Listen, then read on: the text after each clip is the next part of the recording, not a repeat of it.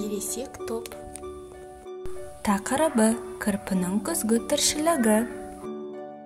Сәлеметсіңдер ме балалар? Қараңдаршы, бізге қонаққа кірпі келіпті. Балалар, маған көмектесіңдерші, мен өзімнің кірпі достарымнан айырылып қалдым. Барлығымыз жүгіріп ойнап бір-бірімізден айырылдық. Мен оларды іздей шаршадым. Артыма қарасам, күз мезгілі де келіп қалыпты. Маған күз салқын, мен тонамын балалар. Балалар, біз кірпіге күздің жағымды ерекшеліктерін, жомарттылығын айтайық. Күз қандай? Күз жомартты, сары түске бай, бізге жақсы көңіл күй сыйлайды. Дұрыс айтасыңдар, ал енді жұмбақ. Бұлттар төніп, жерге төгіліп, дымқыл тұман басады. Шөп сарғайып, өңі тайып, дала нұры қашады. Ойналай алмай, денен мұздап тонады.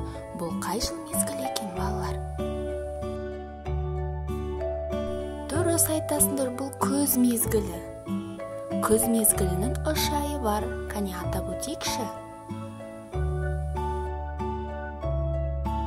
Қыркүйек, қазан және қараша ай. Дұрыс айтасыңдар. Ал қазір қай ай? Қазір қараша айы, жарайсыңдар. Күз мезгілінде жемістер, көкөністер піседі, құстар жылы жаққа ұшады, астық жиналады. Егер жапырақтар сарғайып, жиі жаңбыр жауып жатса, демек күз мезгілі қайта келді. Жапырақтар жерге түсіп, желмен айналып, билейді. Құстар көпке шыдамай жылы жаққа ұшып кетеді. Түтіктің қасында саңырауқұлақтар қол ұстасып тату тұрады. Өзіне қорек іздеумен қызыл тиген шығады. Әне, ағаш арасында кірпі де қысқа саңырауқұлақ жинауда.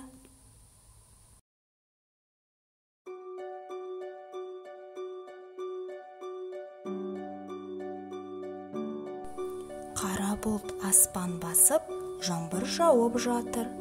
Әбден су болмас үшін мен өзіммен бірге қолшатыр алып шықтым.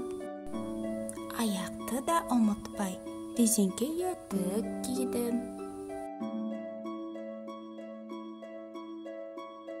Сергі балайық. Тепе-теңдікті сақтап жүрек. Кірпік шешен орманды аралайды, кезеді. Қара тұмсық мұрына есті жақсы сезеді. Енесіне тікенек жемістерді тереді. Жинап алып азығын, әне кірпі келеді.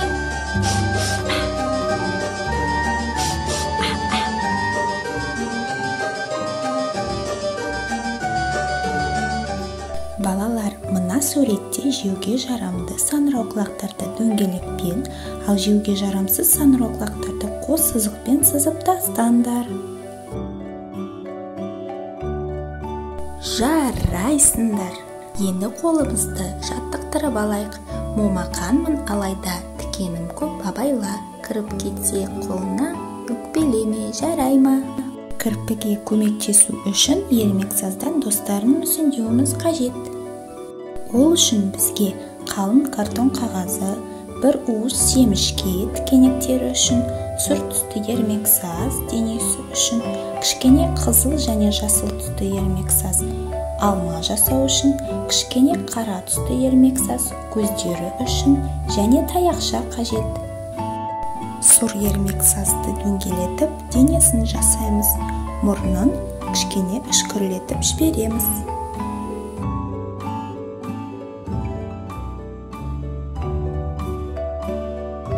Қара ермексазбен екіге бөліп, көздерін және мұрнын жасаймыз.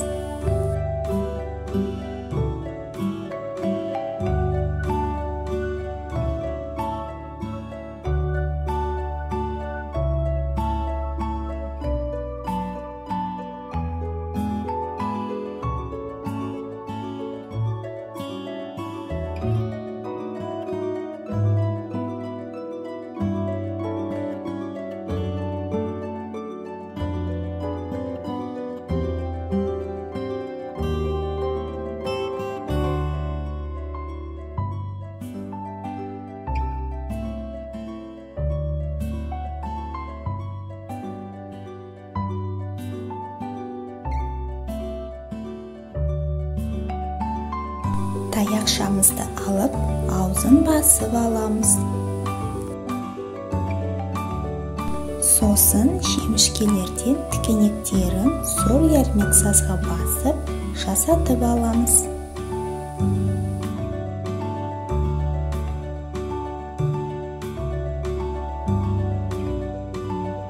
Сосын қызыл және жасыл ермек саздан алма жасап, тікенектердің үстіне бастырамыз. Мінекей, біздің кірпілеріміз дайын болды. Тамаша, жарайсыңдар.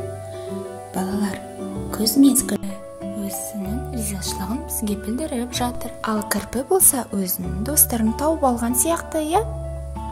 Балалар, ал енді мынау мінемі кесте бойынша сабағымызды қорытындылап жіберейік. Күзде саңырауқұлақтар піседі. Балалар жылы киінеді, құстар жылы жаққа ұшып кетеді, жапырақтар сарғайып жерге түседі. Астық жинаймыз, кейбір жануарлар ұйқыға дайындалады, көкөністер піседі.